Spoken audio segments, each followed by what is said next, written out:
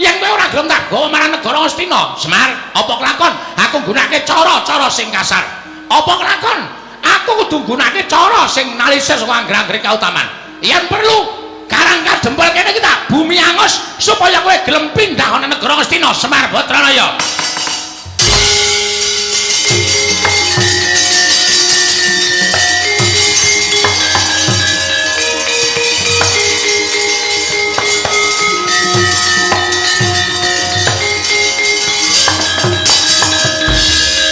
Kuncang kancing langit kelap-kelap katon lir kincang ing aris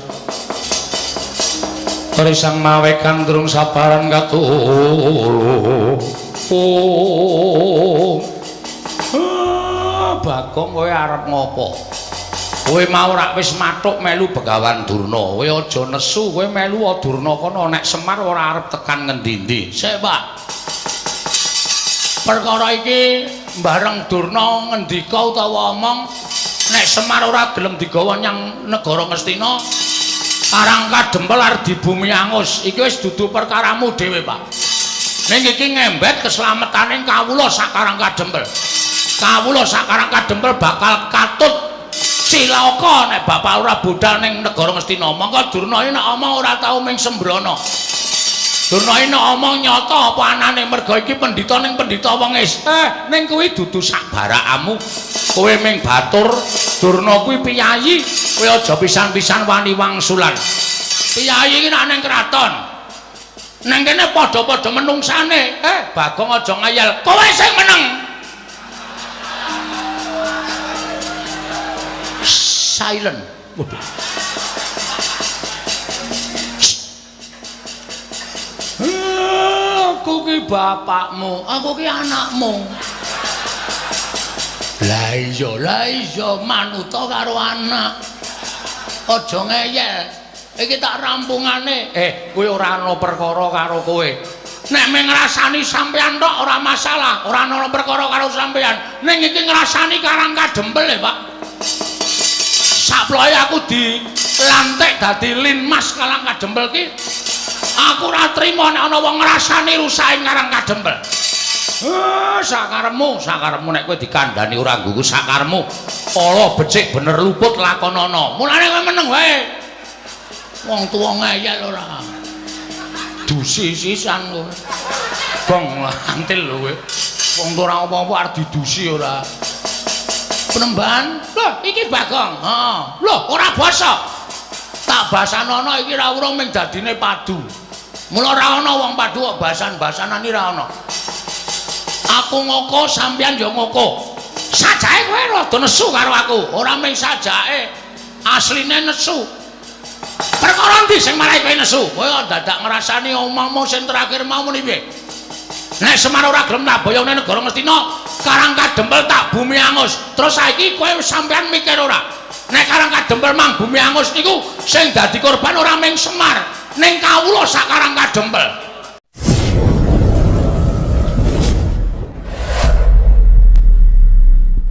Wan mongko tanpa taliwara. Kira wale-wale menapa? Sowan kula menika mboten saking pikajengan kula piyambak, namung dapur dipun utus dening pepunden kula Sang Prabu Sri Rama Wijaya. Dene wigatosipun sapengker panjenengan nilar negaring Pancawati penggalipun Sri Prabu Rama Wijaya katingal mboten gadhahi karkat katingal pepes bayu kang tapis pasuryanipun pendak-pendak tansah kakengarengu sareng kula wantunaken munjuk atur ngersanipun Sang Nata Prabu Rama Wijaya menapa ta sababipun dening gadhahi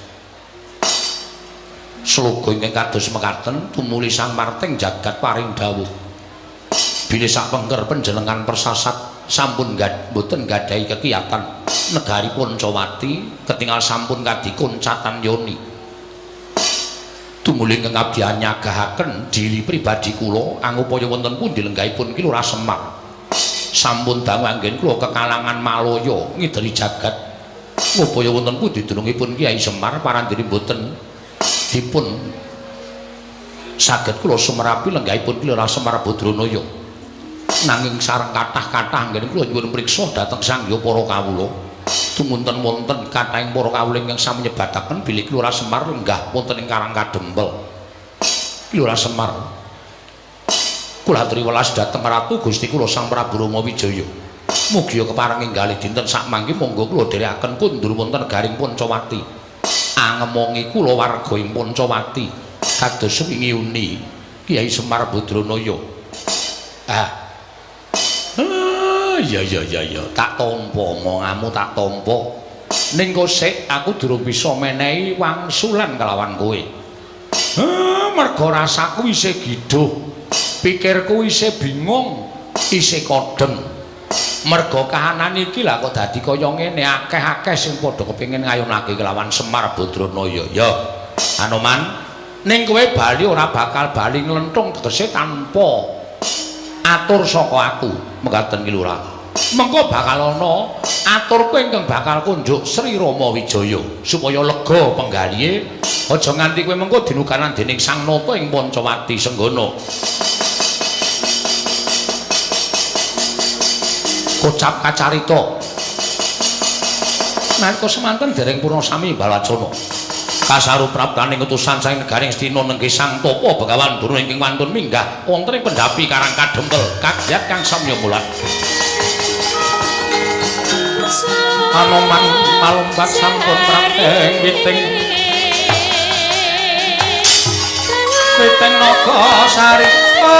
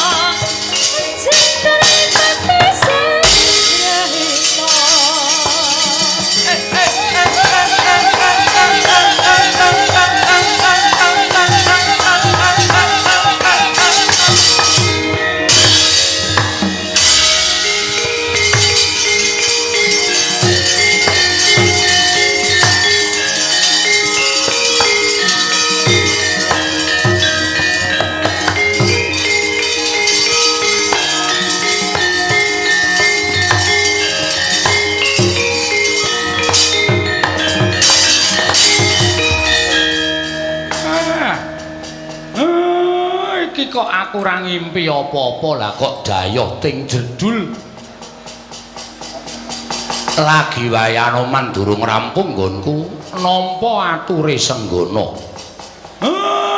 Penemban winantu ing suka basuki rawuhipun Penemban gandhek blekuduk suwaru gembal sumarante awela iya Semar slamet tekaku ning Sambikala Praptaku dipun sekecaken anggenipun lenggah Penemban wis ora kurang prayoga Praptaku ning Karang Kadempel kene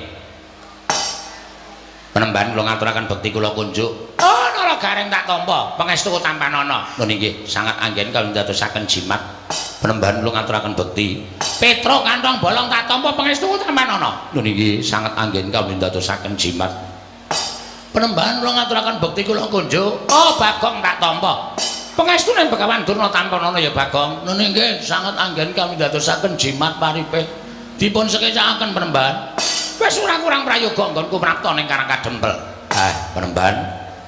Enten menapa?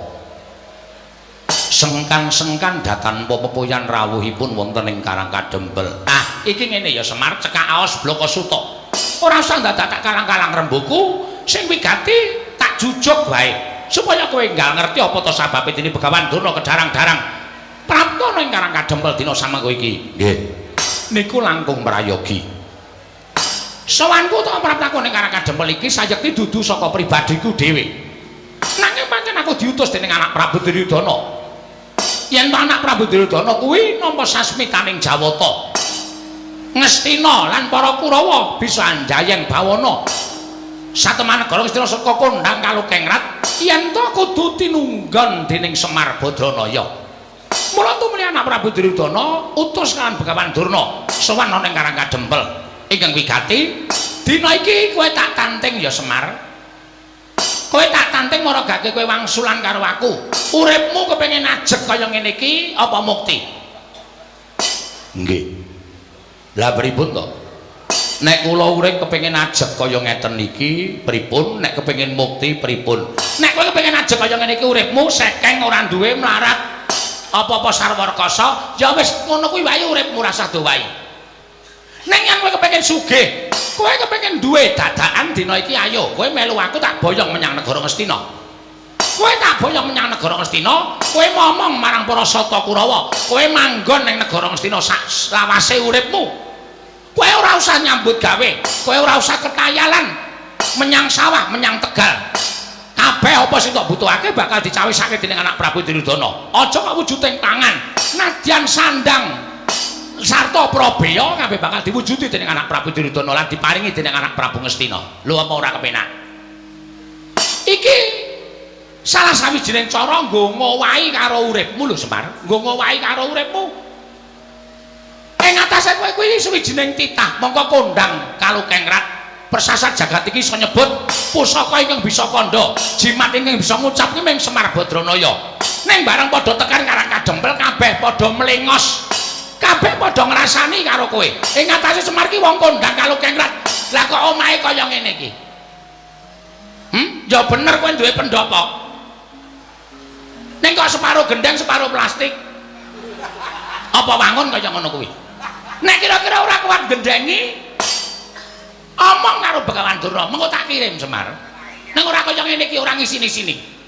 Ngono? Omahmu kok kaya mengene iki dimbrukke, gawe sing luwih apik. Anak Prabu Duryudana saguh nyukupi, saguh menehi karo kowe apa wae sing tak butuhake mesti bakal kasembatan.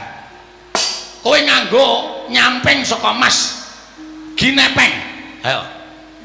Dienggo jarikan, emas kok dienggo jarikan. Apa ana? Sesuk bakale ming kowe sing nganggo, ming kowe sing nganggo. Kowe suweng ya ora ming lombok nganti bosok kaya ngono kuwi. Nganggo suweng sing gedene sak kurungan jago, men kewer-kewer kupinge. Kuwi ya iso kelakon. Kowe njaluk bayar pira sedina yen kowe gelem ngomong para Sata Kurawa, bakale kowe kelakon. Mula dina iki ora usah dadak tok petung-petung. Ayo mangkat ana ing negara Ngastina, kowe ngomong marang para Sata Kurawa. Wis ngono wae Semar, sing dadi aturku marang kowe. Tok tampa ya monggo, ora ya tegese kowe wong sing ora gelem urip kepenak, wong sing ora gelem urip sing luwih saka sakbarakanmu utawa kawula kiwa tekan Karang Kadempel kene.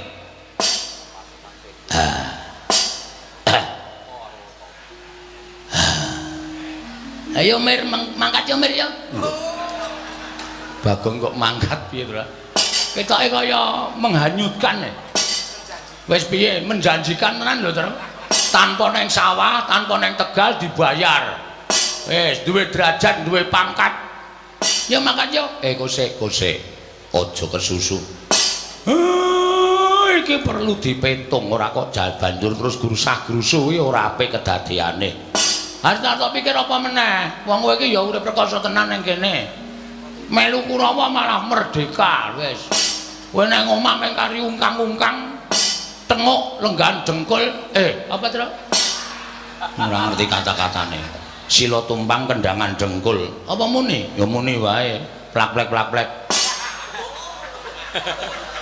Aku nek plak-plek iki ora kendangan dengkul. Kendangan apa?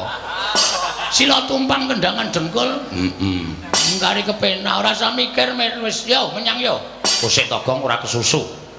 Bapak iki arep kaya ngene iki sarwa petungan. Nek aku gelem mongko aku momong marang wong kang ambek angkara Budi Candala. Kuwi mengko aku bakal kelepetan dosa. Mergo sak apik-apike wong kuwi nek campur wong dosa bakal kelepetan dosa. Sak ala-alaning wong ki yen campur wong apik mesti ketularan becike. Kuwi tumrap aku ngono. Lah nek aku ngomong Kurawa iki mengko apa ora aku kebak dosa. Oh ngene Semar, kowe engko yen wis tekan negara Ngastina, engko para Sata Kurawa wis padha sarujuk bakal insaf. bakal padha eling. Ora bakal padha tumindak Angkara Budi Candala. Waton kowe gelem tekan negara Ngastina. Wis padha janji karo aku, Kurawa satus cacahe klebu anak Prabu Duryudana. Mengko yen pancen wis kelakon Semar gelem ngomong marang para Sata Kurawa, bakal padha eling Purwadasena, ora nerusake ngene tumindak Angkara Budi Candala. Ngono kuwi ature marang Begawan Durna. Mbah iya, tenan apa ora? Kuwi mengko iso dibuktekke yen to kowe wis tekan negara Ngastina. Mula kang saka kuwi Semar, ora usah dadak tida-tida rasamu. Ayo saiki ngene. Mingkari kowe gelem apa ora? Ning jaba wis tak cawisake titian. Ya kuwi kereta kencana. Nggo mboyong kowe coba pikiran. Ing atase kowe iki mung drajating batur ning Panakawan kok dipethuk nganggo kereta kencana iki nek ora kanugrahan ra ora to Semar. Ayo. Munggah nang kereta kencana ditarik kuda 8 direk para wadyabala. Ning kono kowe engko bakal disebut-sebut sewijining wong kang bakal dadi pengayomaning para Sata Kurawa. Kowe manut karo aku ya Semar. Iki aku teko iki minangka dadi utusaning dewa ing bakal ngowahi uripmu, ngowahi kahananmu sing saka kahanan sing kaya ngene iki dadi kahanan sing becik, dadi kahanan sing apik. Ora ya budal dina iki ora sandadak tida-tida. Ning wanter sabdaning anak Prabu Duryudana, Bapa Penemban Durna, menawi Semar dipun iming-imingi utawi Semar badhe dipun paringi brana picis derajat pangkat tuwin kelengganing kenginggil ewadene Semar mboten kenggo. Kula sumanggaken dhateng Jengandika Bapa Durna. Purba Wasesa kula borongaken dhateng Jengandika Bapa ing Saka Lima. Nah, tegese aku wis menang murba kalawan kowe. Yen kowe ora gelem tak gawa marang negara Ngastina, Semar, apa kelakon? Aku nggunakake cara-cara sing kasar. Apa kelakon? Aku kudu nggunakake cara sing nalisir saka angger-angger kautaman. Yen perlu Karang Kadempel kene iki tak bumi angus supaya kowe gelem pindah ana negara Ngastina, Semar Batranaya.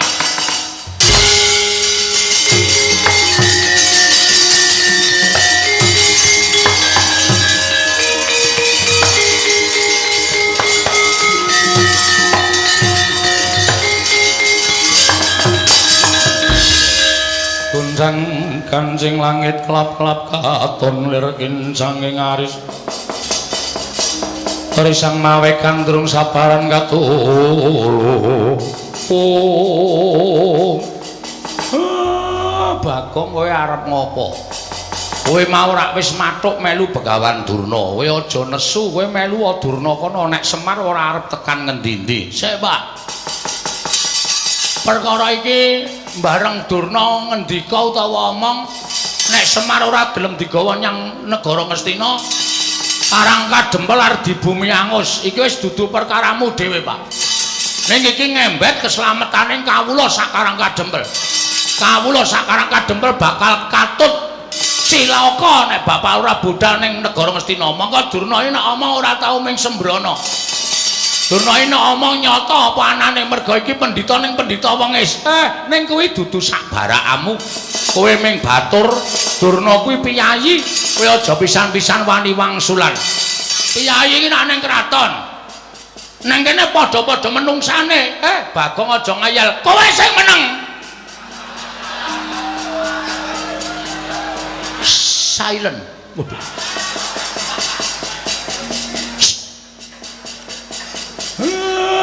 Aku ki bapakmu, aku ki anakmu. Lah iya manuta karo anak. Aja ngeyel. Iki tak rampungane. Kowe ora ana perkara karo kowe. Nek mung ngrasani sampean tok ora masalah, ora ana perkara karo sampean. Ning iki ngrasani Karang Kadempel Pak. Saploe aku dilantik dadi linmas Karang Kadempel ki. Aku ora trima nek ana wong ngrasani rusake Karang Kadempel. Sakaremu nek kowe dikandhani ora nggugu sakaremu. Ala becik bener luput lakonana. Mulane kowe meneng wae. Wong tuwa ngeyel ora. Dusi sisan kowe. Bong lantil lho kowe. Wong ora apa-apa arep didusi ora. Penemban, lho iki Bagong. Lho ora basa. Tak basanono iki ra urung ming dadine padu. Mula ora ana wong padu kok basan-basanan iki ra ana. Aku ngoko sampeyan ya ngoko. Sajake kowe rada nesu karo aku, ora ming sajake. Asline nesu. Perkara ndi sing marai kowe nesu? Kowe kok dadak ngrasani omongmu sing terakhir mau muni piye? Nek Semar ora gelem nabayane negara Ngastina, Karang Kadempel tak bumi angus. Terus saiki kowe sampean mikir ora? Nek Karang Kadempel mang bumi angus niku sing dadi korban ora mung Semar, ning kawula sak Karang Kadempel. Sing ora ngerti kentang kimpuling lelakon, samangsa-mangsa kathoke suwek kentange metu. Piye, Tru? Ora ngerti kentang kimpuling lelakon ngono tok ora sak mangsa-mangsa. Wah iya kuwi bahane gareng ya. Heeh. Samangsa-mangsa. Ora ngerti kentang kimpuling lelakon pojok planet teng kanan kok dadi tok sempyok aradan. Kowe ndek rasa kamanungsan ora ya, Mbak? Duwe rasa kamanungsan ora aku tak takon karo kowe. Sampeyan diutus boyong Semar, wis cukup kuwi wae rembugane, ora usah blender mrono-mrono. Ora usah bering ngulon ngekan. Rembugane Semar gelem diboyong memang boyong ora masalah. Nek Semar ora gelem diboyong, wis adile wong takon kuwi diwangsuli, adile wong jilih kuwi disilihi. Nek ora diwangsuli, ora disilihi, ya wis kudu nrimo. Ora terus ngamuk kaya ngono kuwi. Lho, sejati apa? Sejati ki rokok. Murah kuwi. Sejatine pancen kaya ngene iki niatku. Sapa sing bakal palangi karepku ngene bayang-bayang marang Semar Badranaya? Mesti bakal tak katut ki dosane. Ha nek ngono aku sing arep katut ki dosane. Lho, nek pancen kowe dadi pepalangi Durna, kowe tak katut ki dosane. Fake. Apa gong fake? Fake apa? Kuwi lho sing dingolesi weteng kuwi lho. Fake iki maksude wis tok. Berarti ki masalahe ora karo Semar, saiki dipindah masalahe karo Bagong. Mergo sampeyan ngendikake sapa sing ngepalangi karepe Durna tetep dadi mungsuhe Begawan Durna. Aku sing dadi pepalang. Lho. Apa kowe wani karo aku? Lho aku tak takon, kapan aku rawani karo kowe? Aku tak takon. Wis, kapan? Wiwit Bagong Cenger lahir saka ngendi ya, Pak? Mbuh. Bagongnya asline sapa, Pak? Mbuh, aku ora caturan. Wiwit Bagong lahir Cenger saka wetenge Simbok. Simbok yo, Mbuh. Bagongnya karo sapa ora wedi, watone gegarane siji. Bener, wis kuwi tok. Nah aku bener, aja kok menungso. Dewa mudhun wae Bagong ora gigrik. Gong, lambene sing apik, Gong. Kok nyebut dewa barang ki lho. Wah, waduh. Mudar kowe. Ngono nek Bathara Nrada apa Bathara Guru tekan kene piye? Ya ora dewa wis. Kok mulak-malik to kowe? Heeh. Aku ya ngedeg-deg ya. Wong ki menggo sumbare kok senengane medan-medani truk. Dewa mudhun aku ora wedi. Dadi sampean ora usah gleleng. Apa rumahmu sampean nggo soto Kurawa pirang-pirang dianggep Bagong wedi karo sampean. Loh, nek ngono kowe wani karo Begawan Durna, sing wedeni apamu? Ayo, nek pancen wani karo Begawan Durna, nendi papane wong neter kanthi dayan. Aku manut metu Jawa. Piye? Metu Jawa. Wis tenan yakin metu Jawa? Ora getun. Goa sawat tekrek ndasmu lho. Sore-sore omongane ora. Njaba golek nggon sing jembar. Ayo, Bagong kalah karo Begawan Durna. Bumi langit tangkep. Kowe iso ngalahke Begawan Durna. Sasat iso njara langit.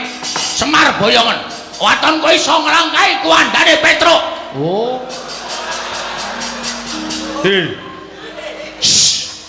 Ngapae?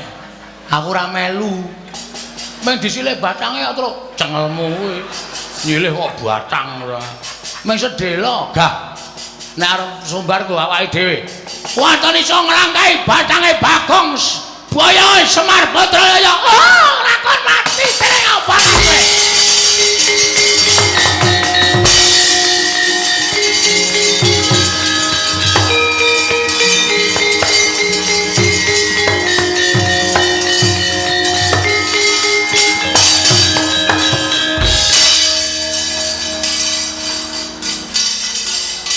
Ngapa ya, Mir?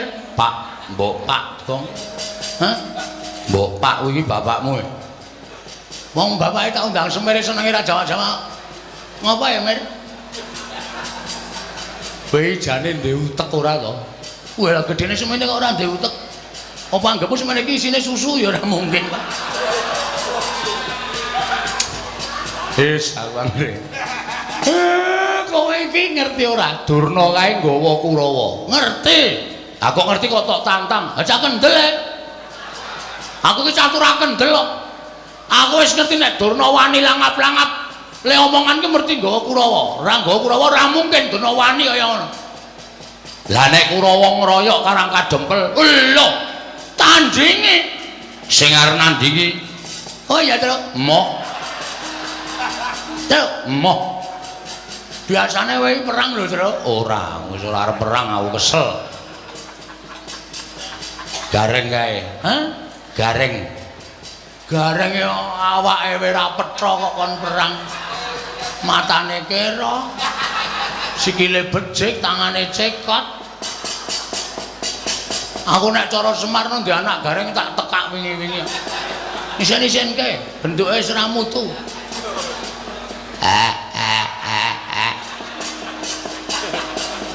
Rasa nangis. Aku arep bali wae, Pak.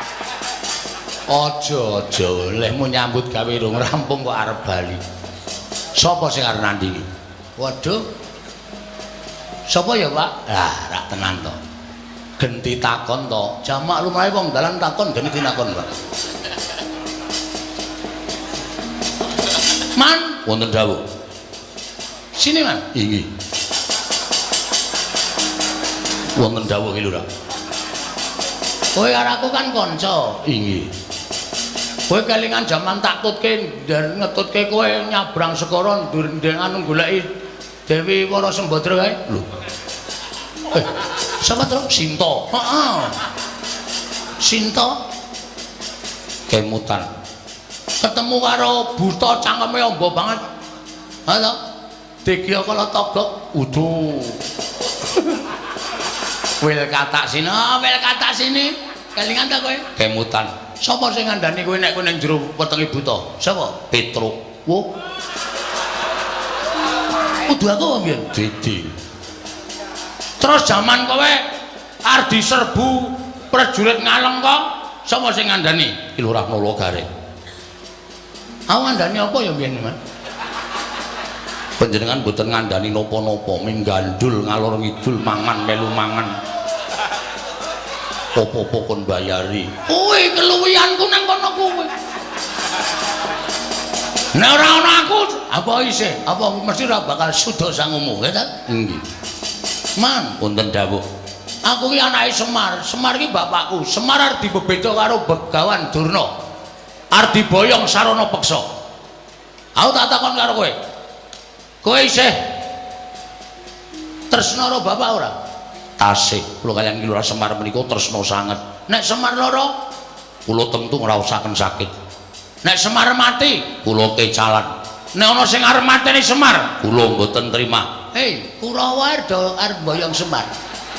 Arep mateni Semar, arep mateni kawula karang kadempel. Piye, kowe kira-kira wani ra musuh Kurawa? Rung tepung to? Dereng. Engko tak kenalke sik. Bar kuwi terus dijotosi. Oh nggih, ngestaken dawuh. Sago, sagah. Ada jalan keluar. Ya. Tenang wae. Wis Pak, tentrem. Tentreme ngopo? Sing arep mungsuh Kurawa Anoman. Senggana mbok ya wis mboten napa-napa iki lho, mboten napa-napa. Kula menika menawi kedah males kesaenanipun Lurah Semar, menika nyawa kula aturaken dereng saged sak traju lan sak bobot. Bila menawi wonten tiyang ingkang badhe damel geger karang kadempel, kula ingkang sagah betengi. Ora sah ben Bagong wae nggo pengajaran. Wis ana sing sago kok ora sah. Pak pendem tenan wae. Senani meneh aku. Wah, anggere lara ora tak suntikke kok yakin nengke wae nganti bathang gong. Karo wong tuwa kok kaya ngono kok mengkel aku. Wis ana jalan keluar kok ora sah. Semari ki tak sumbang. Matur nuwun ora sah. Terus ora urung ngundang aku gong golekno silian. Nah.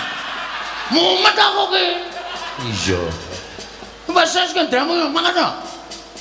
Nyuwun dipalilahipun Semar, Kakang Semar Badranaya. Aku minangka wakiling Semar Badranaya.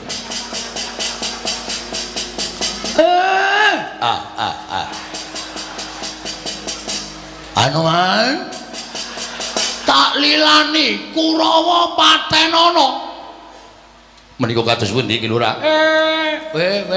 Muni awe meneh. Wis ta meneng ta? Nek kowe engko omong wae dadi wong apik ora gelem nampa kabecikane wong liya. Iki aku sing ngrekoso gelut.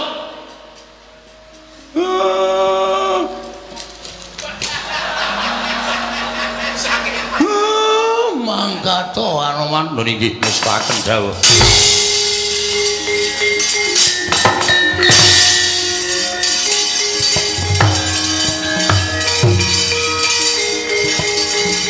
Lho.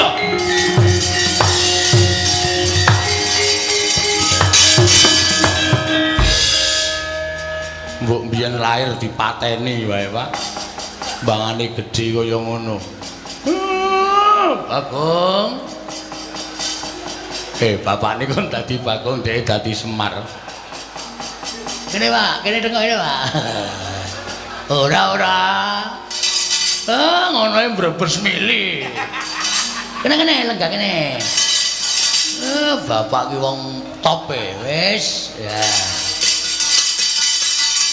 Waduh kedangan, Mas. Lenggah kene. Nyun ngapura, Bapak. Aku kok bendina mentok waneni lho, Bagong. Sok kapan kowe arep manut? Sok bar bodho. Bar bodho jelas manut wong kowe entuk pecis, entuk sarung saka bapak utawa mbok pira-pira ngekeki bapak. Sirahe iki ra ono sing sedeng ukurane, Truk. Jarene nek si Semar ki sirahe kok 84 piye? Cilik banget to? Ora ana sing sedeng aku iki seru arep nukokke. Aja do rame. Truk. Pripun, Pak? Kawula Karang Kadempel konsumise rada adoh mergo iki bakal dadi perang gedhe antarane Anoman karo para Sata Kurawa. Nggih, ngestoke dawuh. Bagong kowe ya ngewangi aja ming meneng wae. Siap. Ngestoke dawuh, Pak. Nala Garing kowe ya ngewangi aja ming meneng wae. Nggih, Pak, ngestoke dawuh. Wis ngono wae, mengko nek kira-kira perang saya mbondo kalani Petruk kowe matur karo aku. Lho niki ngestokaken dawuh. Pun paripurna, Pak.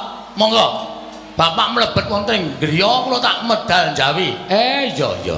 Sing ati-ati ya, Bagong. Sampun mboten kirang prayogi. Nggih ngestakaken dawuh, Pak. Wis purna gatining pepanggihan madaning padukan Karang Kadempel. Nalika semanten katingal sigra manjing telenging Bali Wisma Kelurahan Mayantaka. Eling-eling sipating pamong parandene lamun katinon kanthi permana jati. Kaya tumurining Sang Hyang Bathara Ismaya ingkang katingal gumebyar busanane. Datan kawusul lampahing Lurah Semar Badranaya. Kena kandha sampun nalika semanten Ki Lurah Bagong semawon Raden Anoman ingkang sampun medal sak jawing tlatah Karang Kadempel ngono. Nggih. Ora ketang alon-alon kok rampungane man. Maju aja kaya bocah cilik nggih, Pak.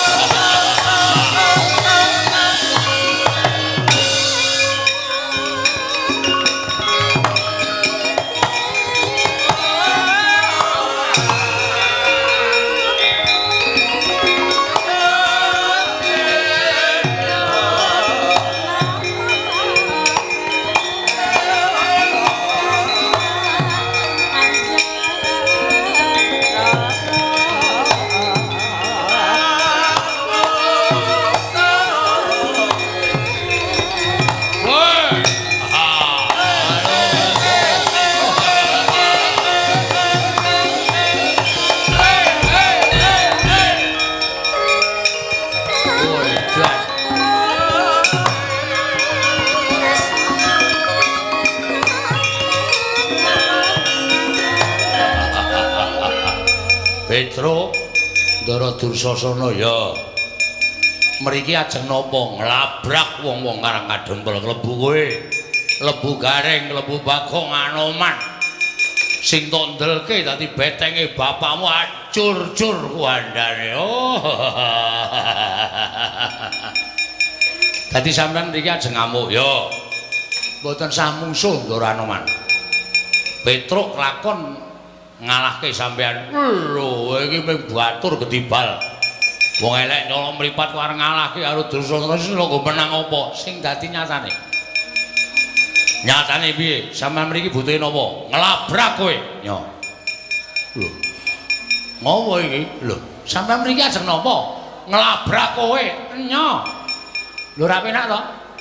Rasa dadakku kaya omongan, tiwasku kaya omongan. Lho, kok antil pisan gletak sampeyan isin. Ya ra?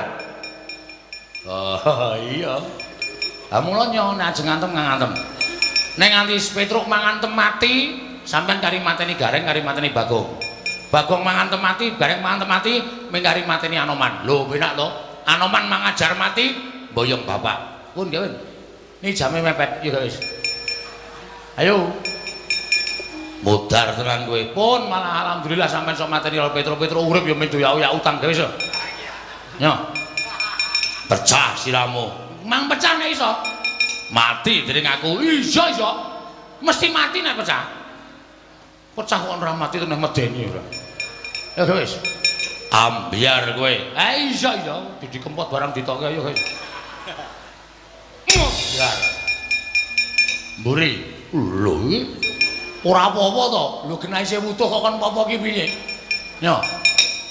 Ambiar. Gondodo. Nyo, wah edan sesek pecah jantungmu. Oke, silakan. Nah. Pun sirah pun, cengel pun, dodom pun, wis. Nek cara satriya gentenan. Usung ngomong gentenan sapa? Wong aku mung tokon ngantem kok. Weh, sampean ora isin apa diprisani piye akeh. Pangeran Pati ngantemi batur sak penake dhewe kok dibalas kok ora gelem nek cara kula isin. Nek cara kula wirang. Yo, ajake Buri, padha-padha ampuhe. Dodo, yo. Dodo. Wah, ya kemedunen. Waduh, Petro, waduh. Edan. Dodo, gesuk ngapunten, baleni. Dodo ya trawa mak kluthuk. Ora apa-apa, rame. Nyo, pecah. Buri. Dodo. Riki. Buri. Dodo. Nyo. Ngene iki perang ora kokean polah ning Temonjo. Dodo. Sirah. Sirah. Iya iki wis dikeke.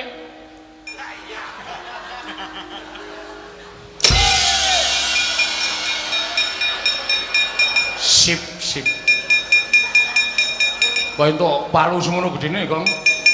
Palu nggo nuthuki aspal tak sile. Men modar. Mate ora. Ambo kaya wek tuthuk nganggo palu sing nggo ngremuk aspal. Modar. Dir. Turu kok neng dalan iki lho. Tangi aja kaya bocah cilik. Aduh, man, mumet banget, man. Mumet piye, Petrus setan. Ditukke sirah kula ora diantem-antem mbul nyeluk Bagong kok palu gedhe banget. Man, vertigo kula. Piye? Vertigo. Napa-napa kualik pripun niki tak gawa Kakang Premban Durna pripun Kakang.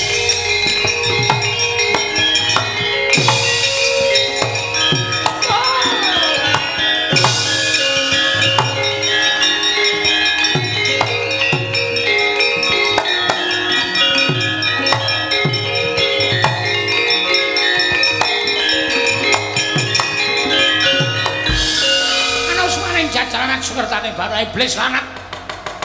Metro kantong bolong-bolong gareng Bagong Anoman ngrusak barisan Kurawa. Bubar mawon ora iso dikukup. Apa kira-kira kowe kuat nadahi Kyai Cundamanik ketiban pusaka? Saka lima ora padha gladran dadi kondo cetutan Begawan Durna barang.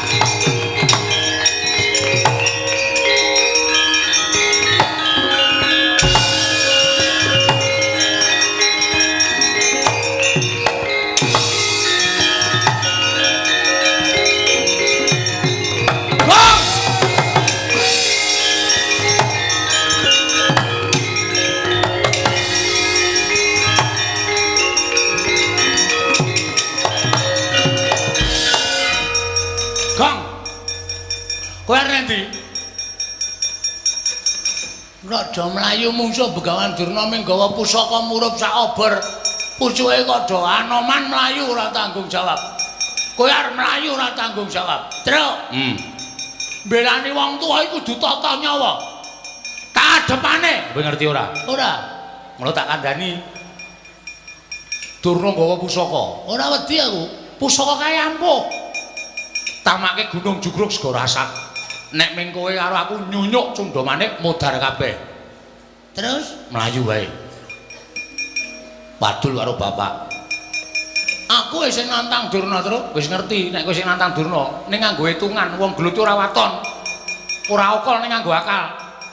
Nek kowe ming ngokol tok ngethuke Cundamanik mati tenan. Semen. Wis semen. Truk rasa wedi wong urip sing dinteni apa? Tak pethoke Begawan Durna.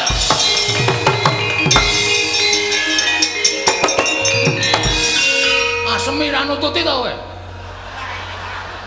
Ayo ora wong kandhane ngeyel kok. Karepku ki ya. Skeneane liyane iki. Aku nekat melayu terus kowe Bagong. Ngoyak aku tok candhet meneh Gong. Aja kaya ngono. Aku tresno karo kowe. Dramatike nang kene iki terus. Adegane nang kene iki. Wah, wis ora masuk. Arek arep maju-maju aku tak wadul bapak. Oh ya tak wadul bapak. Aku tak omong karo bapak nek durung nggo pusaka. Aku ya omong nek bapak nek durung nggo pusaka. Aku ngomong ngetutke wadul bapak ora maju, mudar tenan. Akhirnya sadar, ket mau. Aku mau mlayu nek ora tututi aku menggo perapatan kono liwat desa baline oleh bapak kok. Ora dupak raimu mudar kowe. Wes ayo wadul bapak. Yo.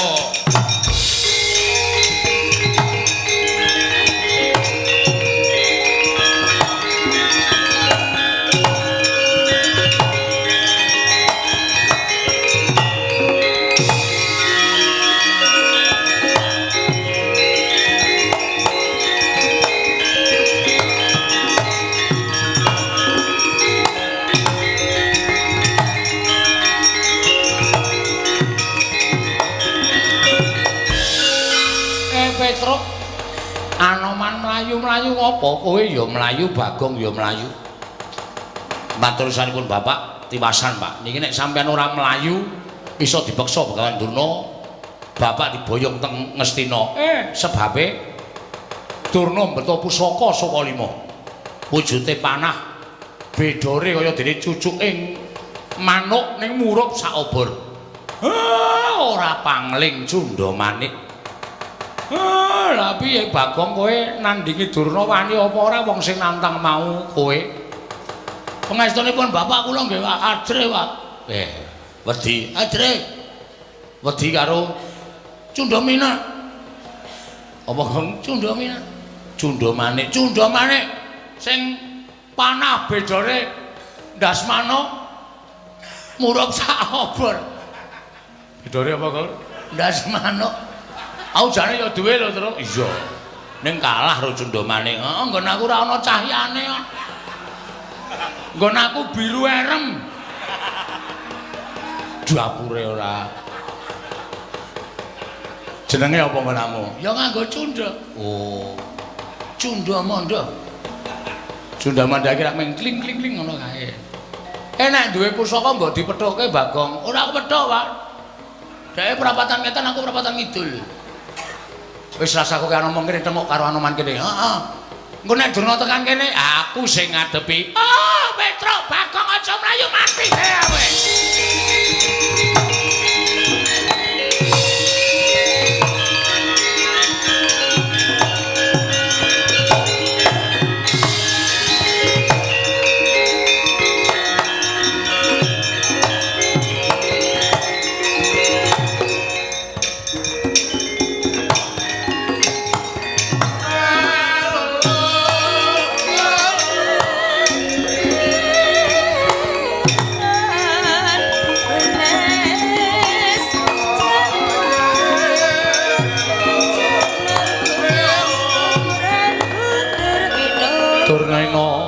Analinganira lumajaring ratri linenggak jangganira kapisanan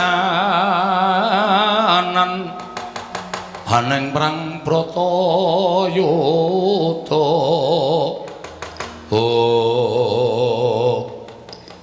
ayo aja padha ndelik ning ngurine Semar kene sing kira-kira mau nantang karo Begawan Durna sing nantang karo Begawan Durna ngaku barang aku ngeligo Kyai Cundamane padha nang burine Semar padha wedi karo aku. Ayo sing cangkeme amba banget kae. Kono ngomong ngene, sampluki kiwa nengenku. Lho kong dunekke. Tak incim mbok anggere Cundamane ora digawa, pelinceng sirahe. Muni apa kowe mau? Muni apa, Gong? Muni maksud ngono arep mbak. Sabar penemban, sabar. Semar mangsa didak-idak martabating Begawan Durna. Terus, kowe ngidak-idak martabate Durna kudu martabat. Mbok, tak kira martabat. Mane didak-idak mbok dipangan ora, menengo sik. Terus karep sampean pripun? Pokoke kowe tak boyong menyang Restina. Nggih, kula purun. Lho, kowe gelem? Nggih, purun. Ning wonten syarate. Syarate apa, Semar? Kowe matura. Kowe butuh brana picis, kowe butuh derajat pangkat mesti bakal tak wujuti. Waton kowe matur karo aku. Matura sing cetha syarate apa? Kula kepengin sinten mawon saged kula eloni, kula suwitani. Waton saged ngaturaken Sekar Tunjung Seta. Sekar Tunjung Seta. Nggih. Nek sampeyan iso ngaturake Sekar Tunjung Seta enten ngarepan kula, esuk iso ngaturake sore kula boyong teng Astina.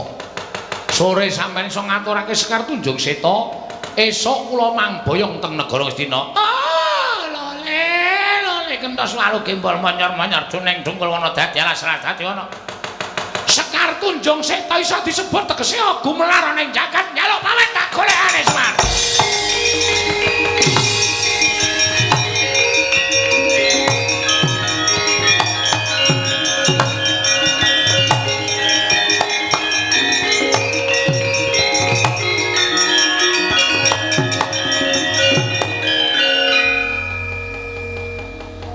Anoman wonten timbalan Kyai.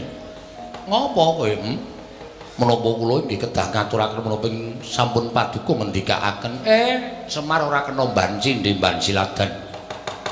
Matur sinuwun Prabu Rama Wijaya, nek iso ngaturake Sekar Tunjung Seta aku mesti sowan ning Pancawati. Terwaca dawuh panjenenganipun Kyai Semar kula nyuwun pamit wangsul dhateng Pancawati. Ya sing ati-ati sungkemku katur sinuwun Rama Wijaya beri istaken dawuh. Kilura Petruk nyuwun pamit. Hati-hati ya manah ngaturke panuwun. Nggih. Wis bantu karo Karang Kadempel. Nggih. Dawah sami-sami Kilura. Kilura Bagong kula nyuwun pamit. Hati-hati ya, Nyok. Nggih. Kowe bali rene ora? Nggih, kula temtu wangsul mriki menawi pikantuk Sekar Tunjung Seta. Tak anti-anti sak praptamu Anoman. Aku kapang karo kowe. Nggih.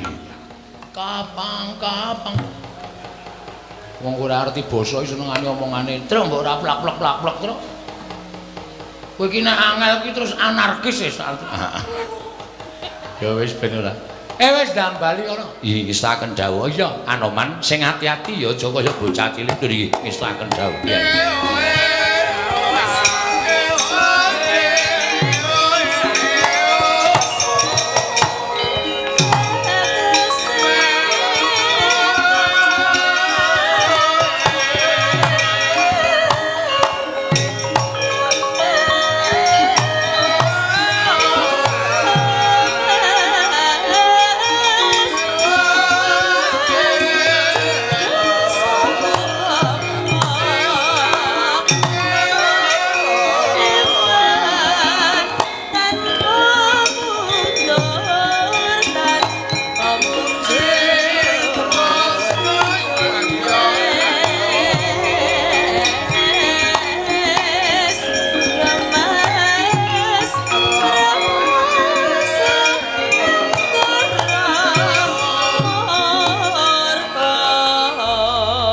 Wirikata Tyan Gatotkaca kinon mapak Karkasuta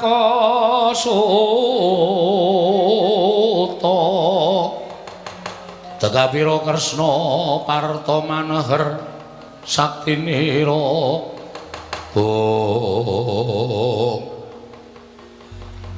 apa aku ya kudu kaya mengkono Siwa Semar Den kula rak wis matur sadurunge kula matur kalih Begawan Durna sampeyan kula jak jagongan enten wingking wau kula wis matur kalih sampeyan kula sagu dipun boyong dhateng negari Ngamarta ning watandara-ndara kula Pandhawa saged ngaturake Sekar Tunjung Seta mengkono Siwa Semar nggih nah yen to para punden Pandhawa ora percaya marang ature Gatotkaca sampeyan sowan teng Ngamarta kula kanteni anak kula telu Mala Garing Petruk Bagong supaya dipercaya dening para pepunden Pandhawa napa sing mang aturake kan pepunden sampeyan aku njaluk pamit Siwa Semar ngatos-atos Petruk nun melu ndaramu Gatotkaca nggih Bagong nun melu ndaramu Gatotkaca siap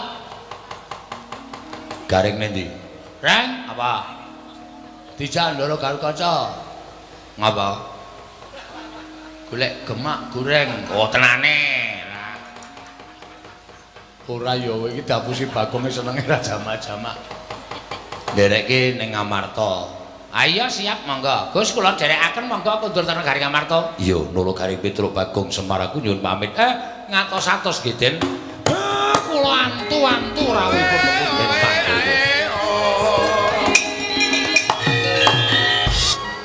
Yayi Koko Prabu wonten timbalaning ngadhawuh sampun keladuk anggen paduka namung Sungkawa krana ngrantu dhateng sowanipun ing putra ing Pringgondani monggo nyatanipun Gatotkaca sampun kepareng sowan tumuli Katimbalana menggah purwa madya lan wusananipun Koko Prabu lenggah ingkang langkung prayogi lurut diandangu dhateng sowanipun anak kula pun tetuka Yayi Prabu kasinggihan mekaten kula Gatotkaca wonten timbalaning ngadhawuh Kanjeng Prabu yen munggo pawartane nggih nggonira ingsun utus suwan marang Karang Kadempel ingkang saperlamboyong kelawan Kakang Semar Badranaya mugi dados ing kawuningan kula sampun lampan sapejagung kaliwan Kyai Semar inggih Siwanaya Taka lan menapa sampun paduka dawuhaken sampun laturaken dhateng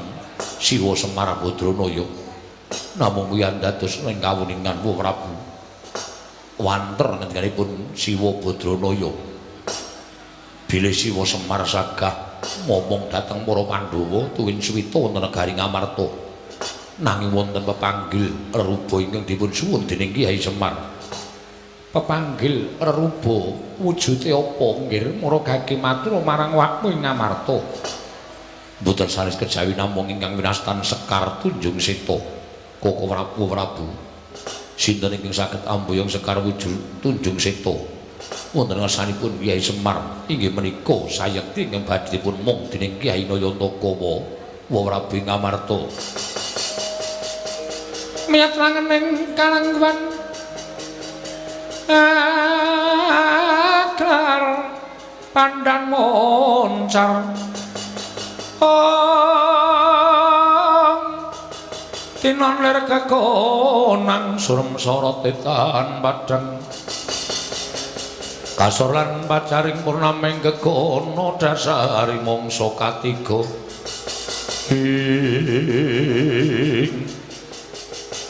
Koko Prabu wonten timbalan kados pundi menggah pangandika paduka sasampunipun midhangetaken menapa ing dados saturipun anak kula pun tetuka Yayi ingkang nggadhahi pakulinan nasak telenging wana minggah arga tuwin medhun jurang manjing telenging Karang Pradesan mboten sami kejawi namung kadang paduka pun Yayi Janaka menapa mboten langkung prayogi menawi babakan menika kapasrahna dhateng kadang kula pamadi Arjuna kula ten paring adhawuh murudyake maju kene Dimas kadangipun Kakang Yayi Janaka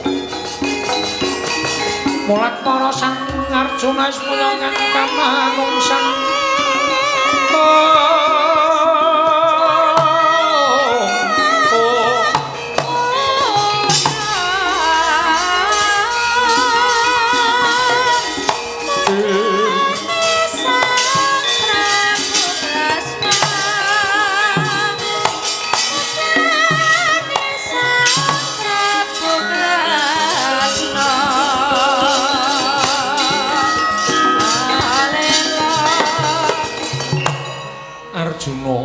wonten timbal wonten ature anakmu ing Pringgondani lamun Kakang Semar keduga diboyong marang Praja Ngamarta nanging kudu nganggo bebono wujuding Sekar Tunjung Seta yayi wonten timbalan mula diagi budhal saka negara Ngamarta upadinan kang aran Sekar Tunjung Seta aja pati-pati sira bali marang negara Ngamarta lamun ora mboyong wujuding Sekar Tunjung Seta prastata paduka Kanjeng Kaka Prabu Piranana kula madhal pasilanjun pamit surti ting ati-ati duga-duga digawa Janaka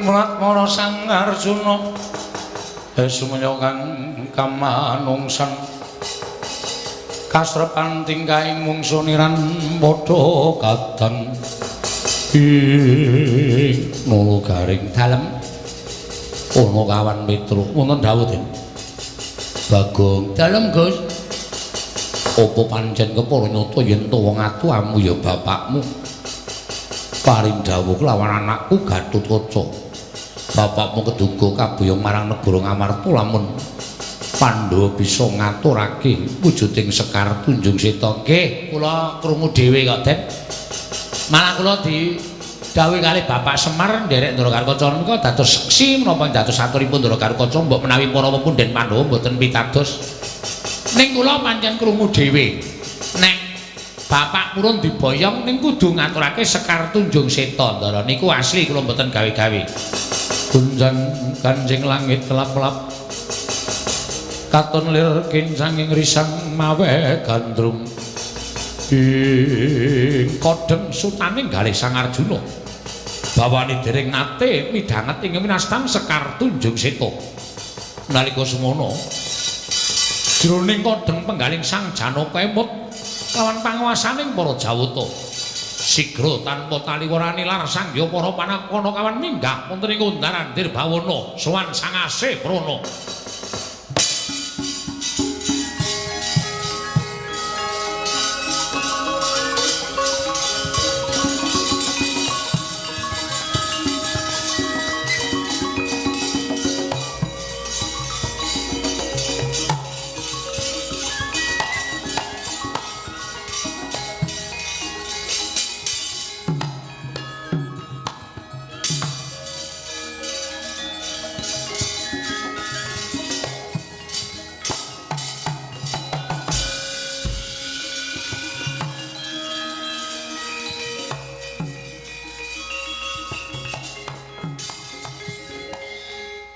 ya, Truk Ndara Janaka?